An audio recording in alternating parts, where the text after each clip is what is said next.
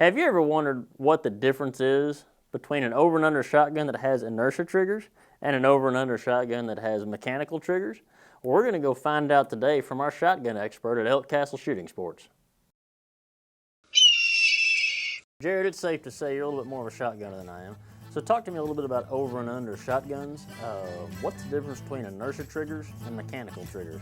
Well, there's two different firing systems when you get into over and under shotguns. You got an inertia trigger, mechanical trigger. Like in this Browning here, you've got an inertia trigger, which we're going to simulate here. Inertia triggers are recoil operated. If you put that first dummy round, that snap cap there. Dummy. It's a dummy round. Throw that in there. What we're going to simulate here is that pull that trigger on that first shell. Now, that initially would fire. Now, you're going to have the recoil that operates and is going to set that second trigger. Go ahead and try and pull the trigger on that again. Nothing's going to happen. But you shot a dummy. Yeah, you shot a dummy.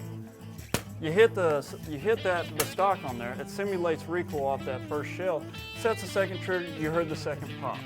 Now, on a second shotgun that we have here, we've got a mechanical trigger system. Now, between the two, I'm going to show you this does not have recoil operation. I'm going to put my dummy loads, put them in.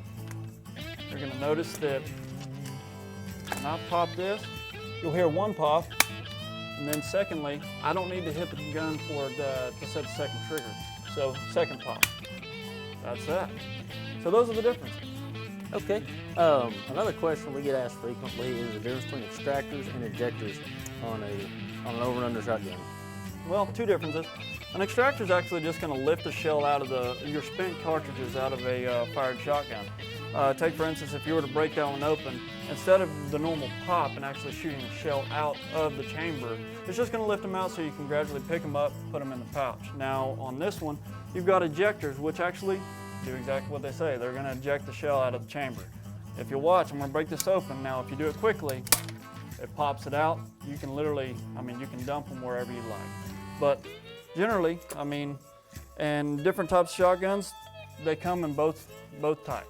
Both configurations? Yeah. Talk to me a little bit again about the triggers. What would be your preference if you're out in the field, if you're out shooting a sporting event? What would be your preference, a mechanical or inertia trigger? Primarily sporting clays or anything else, you kind of like to have mechanical triggers only for the fact that if you get on a bird and you get a bad shell, for some reason you don't get the recoil operation to set that second trigger, you don't have to recock the gun or hit the butt end of the stock in order to set that. Mechanical, you at least can put a 1 on the scorecard for that shot presentation. You get a better chance of hitting that second bird. Absolutely. All right. Well, Jared, thank you, sir. Yeah, no problem.